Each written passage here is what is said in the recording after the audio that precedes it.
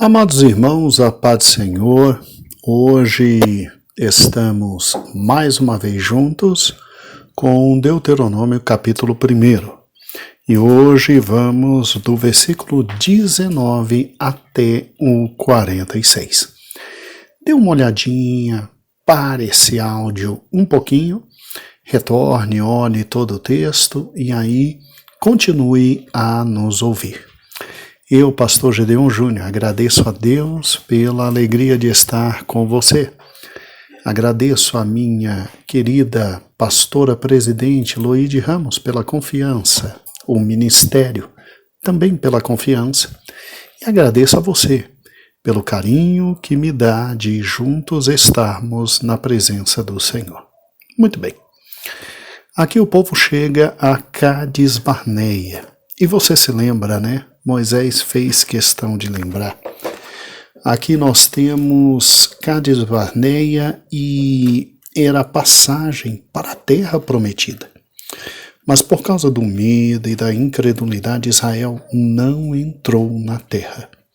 Deixou-se levar pelas aparências, em vez de simplesmente agir por fé. Sim, por fé nas promessas de Deus.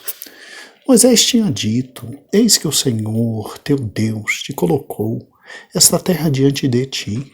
Sobe, possua, não tenha medo, não te assuste.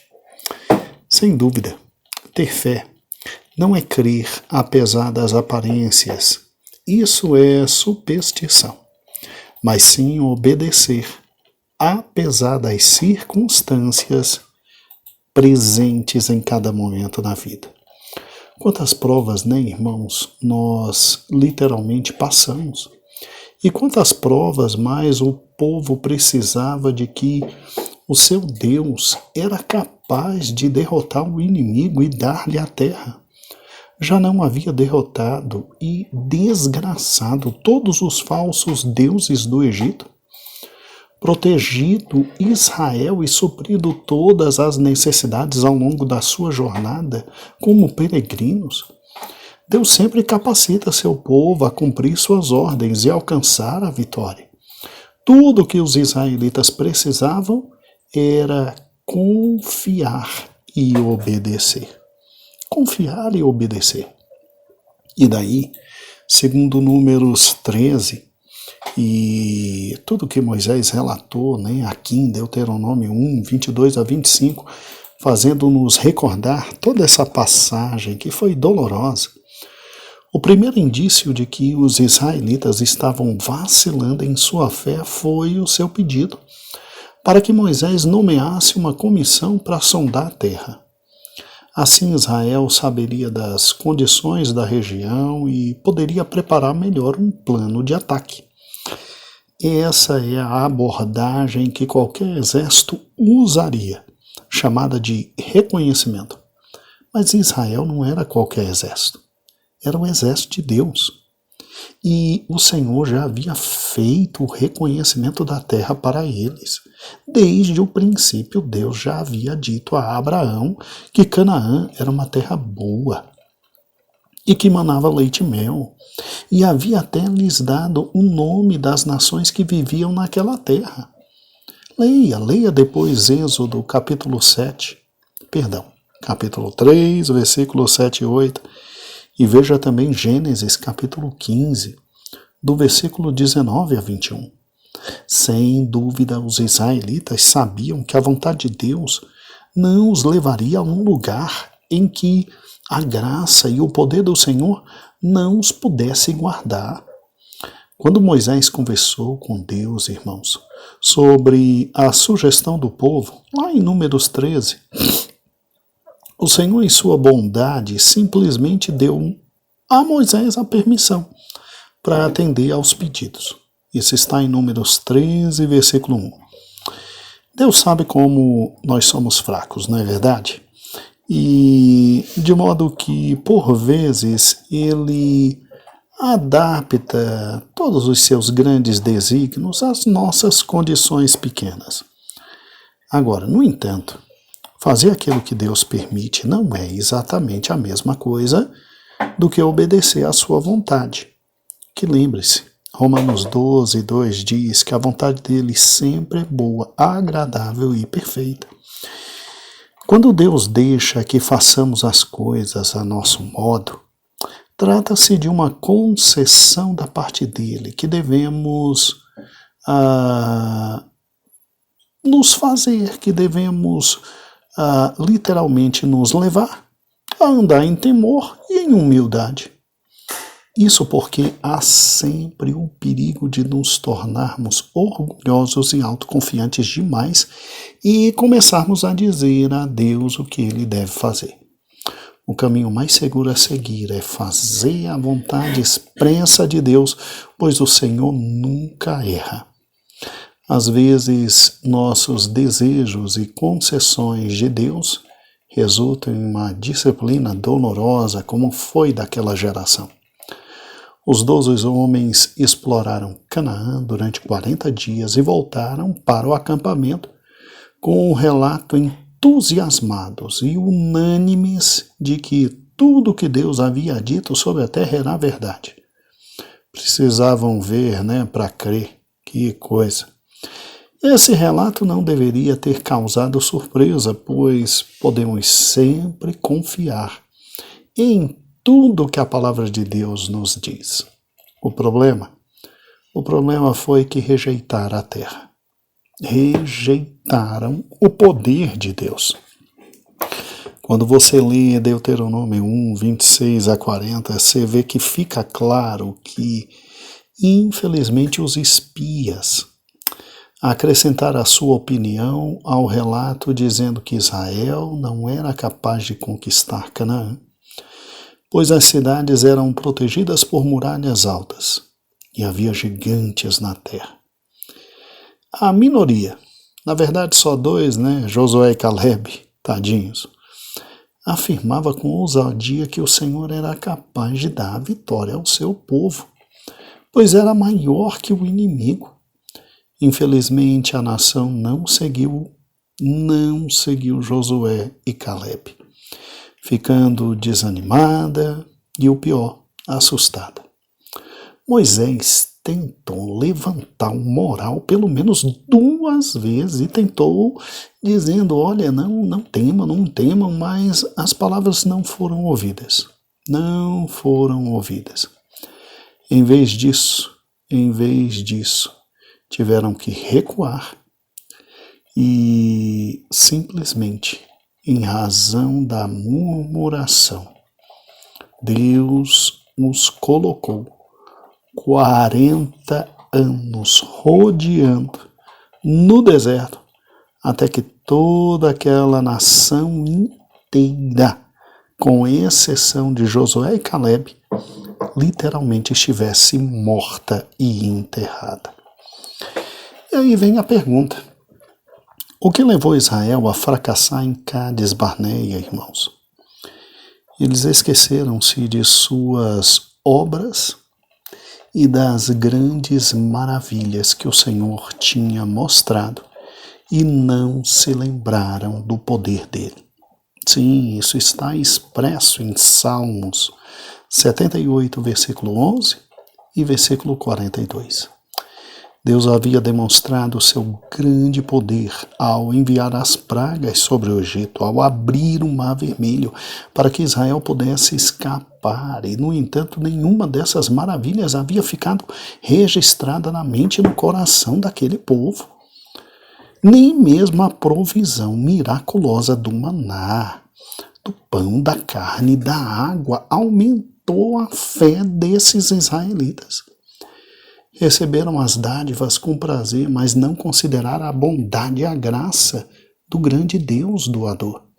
Em vez disso, endureceram o coração contra o Senhor e desenvolveram um perverso coração de incredulidade. É exatamente isso que Hebreus capítulo 3, versículo 12, nos fala sobre aquela geração. Se as bênçãos de Deus não trouxerem humildade, irmãos, ao nosso coração, e não nos levarem a confiar cada vez mais no Senhor, então nosso coração será endurecido E a nossa fé é essa enfraquecida. Ao menos que a nossa mente esteja voltada ao Senhor e à sua palavra, tudo o que Ele fizer por nós será um nada. Será absolutamente um nada. E, infelizmente, a incredulidade veio. Eu quero aqui aproveitar e separar algo que é fundamental: incredulidade e dúvida. A incredulidade, irmãos, é uma decisão que leva a pessoa a se rebelar contra Deus e dizer: não importa o que Ele falou ou disse, eu não vou obedecer, porque não tem como crer. A dúvida, ela é menos atroz. A dúvida refere-se ao coração e às emoções e aquele sentimento que a pessoa tem quando oscila entre o medo e a fé. Mas a dúvida pode nos levar à incredulidade. Só que a dúvida também pode nos levar ao joelho, à oração, ao clamor. E foi isso que Israel não fez. Infelizmente. E aí, infelizmente, deram as costas às promessas de Deus e Deus deu as costas a eles. 40 anos. E agora a nova geração. E Moisés fazendo questão de lembrar isso a eles para que eles não repetissem literalmente o erro cometido pelos seus antepassados. É interessante que quando você olha para os versículos de Deuteronômio 1, 40, 41, 42, 43, 44, até o versículo 46, você vê ali uma ordem de ataque ao inimigo. Interessante, né? Quando os israelitas ouviram a declaração do juízo de Deus, tentaram desfazer seu pecado, mas só pioraram as coisas. Se lembra? Né? Depois que eles viram a besteira que fizeram, aí foram atacar o inimigo sem a ordem de Deus, e aí se arrebentaram completamente. E Moisés lembra isso, dos versículos 40 a 46. E isso está em Números 14, de 40 a 45. Interessante, né? Quando os israelitas ouviram a declaração do juiz de Deus que eles não entrariam, aí criaram coragem e foram tentar desfazer o seu pecado, mas só pioraram as coisas. Havemos pecado, disse o povo, se lembra? Mas suas palavras não passaram de uma confissão superficial de que na verdade significava: lamentamos as consequências de todo o nosso pecado. Não foi um arrependimento verdadeiro, mas apenas remorso, sim. Em seguida tentaram atacar alguns habitantes da terra e infelizmente a sua investida fracassou e Deus permitiu que sofresse uma derrota humilhante. E Moisés lembra isso em Deuteronômio 1, 41 a 46. Bem, afinal o Senhor não estava com eles e não havia ordenado que lutassem. O ataque não havia passado de uma tentativa da parte dos homens de Israel de conseguir com suas próprias forças aquilo que Deus teria feito por eles se tivessem apenas confiado nele. A única coisa que a nação pecadora poderia fazer era submeter-se à disciplina de Deus. Voltaram ao acampamento, choraram, mas suas lágrimas não fizeram Deus mudar de ideia. A nação não ouviu a voz de Deus, de modo que Deus também não deu ouvidos à voz deles. Caleb e Josué creram. Sim, esses dois creram, você se lembra? E, portanto, o Senhor declarou que eles sobreviveriam à jornada pelo deserto e entrariam na terra prometida. Contudo, mais tarde, Moisés e Arão se rebelaram contra o Senhor e também não puderam entrar. As águas de Meribá, que triste. E quando Deus instruiu Moisés para que fizesse falar a rocha, né? Ele infelizmente feriu. E infelizmente, por não terem crido em Deus e não tê-lo glorificado, Moisés perdeu o privilégio de liderar a entrada de Israel em Canaã. Moisés, infelizmente, pecou e, infelizmente, sofreu as consequências. É interessante que, simplesmente, em Deuteronômio 1:37, quando Moisés disse que Deus estava irado com ele por causa de vós, apontando para o povo, ele não estava se eximindo da culpa e responsabilidade, de maneira alguma. Com isso, ele queria dizer que a rebeldia do povo o havia provocado a fazer o que fizera e a dizer o que acabava de ser dito. Moisés se entristecera tantas vezes com a murmuração e desobediência do povo que chegara ao seu limite e perdera a mansidão pela qual, inclusive, ele era conhecido. Até os maiores líderes espirituais, irmãos, não passam de frágeis seres humanos se estão separados da graça de Deus. E muitos deles fracassam justamente em seus pontos mais fortes. A maior força de Moisés era a sua mansidão, mas ele perdeu a calma. E, tendo perdido a calma, infelizmente, perdeu o entrar na liderança, o entrar na terra e a liderança de todo aquele povo naquela terra. Sabe, irmãos, quando a gente lê esta parte inteira, a gente não pode simplesmente deixar de lado tudo que aqui está. Você e eu não podemos nos esquecer desta terrível e dolorosa experiência da rebeldia no momento de entrar na terra. E Moisés, de forma direta e objetiva, relata esse momento doloroso para que Israel não se esquecesse e não fizesse exatamente tudo aquilo que foi feito. Interessante, né? É como se Moisés estivesse dizendo: nós poderíamos ter entrado muito antes, mas os vossos pais que vocês enterraram, eles foram enterrados por causa deste erro. Não cometam o mesmo erro.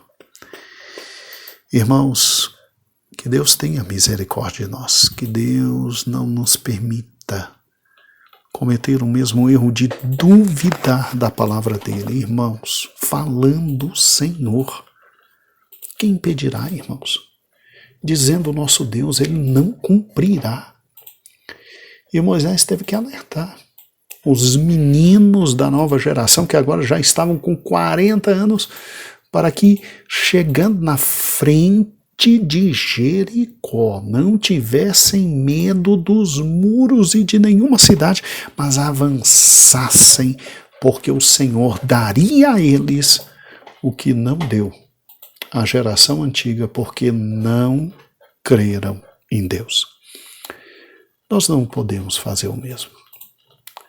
Crê no Senhor Deus, crê no Senhor Deus, crê nos seus profetas, crê na palavra de Deus.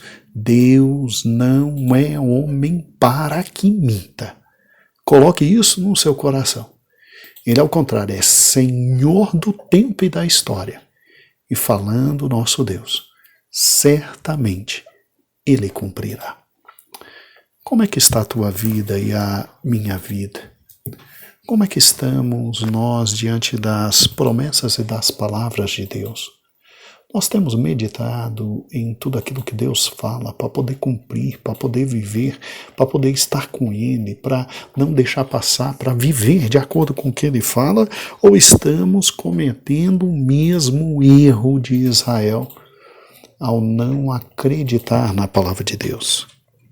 Amados, o Senhor é o Senhor, e o Senhor cumpre a sua palavra. Aqui termina Deuteronômio 1. E Deuteronômio 1 termina de forma tão dolorosa. Que a nossa vida não termine de forma dolorosa. Que a nossa existência não termine de forma dolorosa. Que não venhamos a morrer no deserto. Mas que creiamos na voz de Deus e que cheguemos a Canaã. Assim, um grande beijo. Até amanhã, com o início de Deuteronômio, capítulo 2. Leia de novo esse capítulo e veja tudo que o Senhor fala ao teu coração. E grave porque a palavra de Deus é séria. Em Isaías 55, Deus diz que nunca enviou sua palavra para que ela não fosse cumprida. E que assim como a chuva cai e ela simplesmente não volta sem o devido cumprimento, assim a palavra que sair da minha boca, ela terá o devido cumprimento. Assim diz o Senhor. Então, se tem uma coisa que é segura, é a palavra de Deus. Confie nela. Construa sua vida na palavra de Deus, crendo absolutamente nela. Jesus foi muito claro quando em Mateus, no final do Sermão do Monte, ele diz que aquele que ouve as palavras dele e pratica é igual um homem que faz sua casa sobre a rocha. Os ventos virão, a chuva virá e a casa não cairá. Mas aquele que teima em levar a vida longe da palavra dele, infelizmente é semelhante ao homem que constrói sua casa na areia. Qual é a consequência? Vai cair, vai cair, vai cair. Nós não vamos tombar no deserto. Nós cremos na palavra de Deus e nós vamos entrar em Canaã. Até amanhã. Um grande beijo e a paz do Senhor.